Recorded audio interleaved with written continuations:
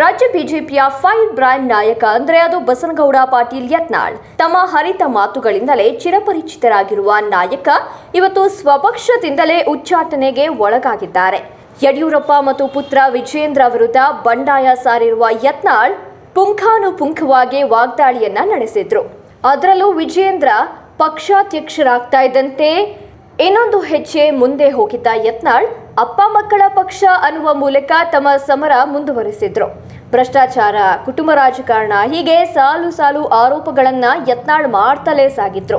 ನಿಜಕ್ಕೂ ಪಕ್ಷದ ವರಿಷ್ಠರಿಗೆ ತಲೆನೋವಾಗಿದ್ದ ಯತ್ನಾಳ್ ವಿರುದ್ಧ ಶಿಸ್ತು ಕ್ರಮಕ್ಕೆ ವರ್ಷ ಕಾದು ಕಡೆಗೂ ಉಚ್ಚಾಟನೆ ಕ್ರಮ ಕೈಗೊಳ್ಳಲಾಗಿದೆ.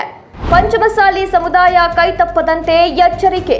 ಅರವಿಂದ್ ಬೆಲ್ಲದ್ಗೆ ಜೆಪಿ ನಡ್ಡಾ ಬಿಗ್ ಟಾಸ್ಕ್. ಹಾಗೆ ನೋಡಿದ್ರೆ ರಾಜ್ಯ ಬಿಜೆಪಿಗೆ ಮೊದಲಿಂದಲೂ ಲಿಂಗಾಯತರು ಬೆನ್ನೆಲುಬಾಗಿ ನಿಂತಿದ್ದಾರೆ. ಯಡಿಯೂರಪ್ಪ ಅವರನ್ನ ಸಮುದಾಯದ ಸರ್ವೋಚ್ಚ ನಾಯಕ ಅಂತಲೇ ಈ ಸಮುದಾಯ ತನ್ನ ಬೆಂಬಲವನ್ನ ಸೂಚಿಸ್ತಾ ಬಂದಿದೆ. ಅದರಲ್ಲೂ ಪಂಚಮಸಾಲಿ ಸಮುದಾಯ ಬಿಜೆಪಿ ಪಾಲಿಗೆ ಹಾಟ್ ಫೇವರೇಟ್. ಇಂತಹ ಸಮುದಾಯದ ಪ್ರತಿನಿಧಿಯೇ ಬಸನಗೌಡ ಪಾಟೀಲ್ ಯತ್ನಾಳ್. ಆದ್ರೀಗ ಯತ್ನಾಳ್ ಅವರನ್ನ ಪಕ್ಷದಿಂದ ಹೊರಹಾಕಿದ್ದು ಪಂಚಮಸಾಲಿ ಸಮುದಾಯದ ಕೆಂಗಣಿಗೆ ಗುರಿಯಾಗುತ್ತಾ ಅನ್ನೋದು ಪಕ್ಷದ ವರಿಷ್ಠರಿಗೆ ಚಿಂತೆಯಾಗಿದೆ. ಹೀಗಾಗಿಯೇ ಅಖಾಡಕ್ಕೆ ಧುಮುಕಿರುವ ಜೆಪಿ ನಡ್ಡಾ ಯತ್ನಾಳ್ಗೆ ಪರ್ಯಾಯ ನಾಯಕನ ಬೆಳೆಸಲು ನಿರ್ಧರಿಸಿದ್ದಾರೆ. ಮೊದಲ ಹೆಜ್ಜೆಯಾಗಿ ದಿಢೀರ್ ಅರವಿಂದ್ ಬೆಲ್ಲದ್ಗೆ ದೆಹಲಿಗೆ ಕರೆಸಿಕೊಂಡು ಚರ್ಚೆ ನಡೆಸಿದ್ದಾರೆ. 2A ಮೀಸಲಾತಿ ಬೆನ್ನಲ್ಲೇ ಯತ್ನಾಳ್ ಅಸ್ತ್ರ. ನಡ್ಡಾ ಕೊಟ್ಟ ಬಿಗ್ ಟಾಸ್ಕ್ ಎಂಥದ್ದು?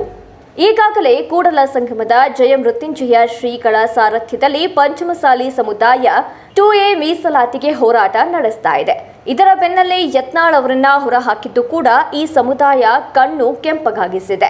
ಖುದ್ದು ಜಯಮೃತ್ಯುಂಜಯ ಶ್ರೀಗಳೇ ಯತ್ನಾಳ್ ಉಚ್ಚಾಟನೆಯನ್ನ ಕಠೋರವಾಗಿ ಖಂಡಿಸಿದ್ದಾರೆ. ಸರಿಸುಮಾರು 1 ಕೋಟಿಯಷ್ಟಿರುವ ಈ ಸಮುದಾಯದ ಶಕ್ತಿಯನ್ನ ಪಕ್ಷದಿಂದ ದೂರ ಮಾಡಿಕೊಳ್ಳುವ ಮನಸ್ಸು ದೆಹಲಿ ನಾಯಕರಿಗಿಲ್ಲ. ಉತ್ತರ ಕರ್ನಾಟಕದ ಪ್ರಬಲ ಸಮುದಾಯ ಪಕ್ಷದಿಂದ ದೂರವಾದರೆ ತಪ್ಪು ಸಂದೇಶ ರವಾನೆಯಾಗುತ್ತೆ ಅನ್ನುವ ಆತಂಕ ಕೂಡ ಇದೆ. ಹೀಗಾಗಿಯೇ ಪಂಚಮಸಾಲಿ ಸಮುದಾಯದ ಪರ್ಯಾಯ ನಾಯಕನನ್ನ ಬೆಳೆಸುವ ಅನಿವಾರ್ಯತೆ ಇದೆ. ಹೀಗಾಗಿ ಹುಬ್ಬಳ್ಳಿ, ಧಾರವಾಡ, ಪಶ್ಚಿಮ ವಿಧಾನಸಭಾ ಕ್ಷೇತ್ರದ ನಾಯಕನಿಗೆ ದೆಹಲಿಗೆ ಕರೆಸಿಕೊಂಡು ನಡ್ಡಾ ಸಮಾಲೋಚನೆ ನಡೆಸಿದ್ದಾರೆ. ಇದೇ ವೇಳೆ ಹೊಸ ಟಾಸ್ಕ್ ಕೂಡ ನೀಡಿದ್ದಾರೆ.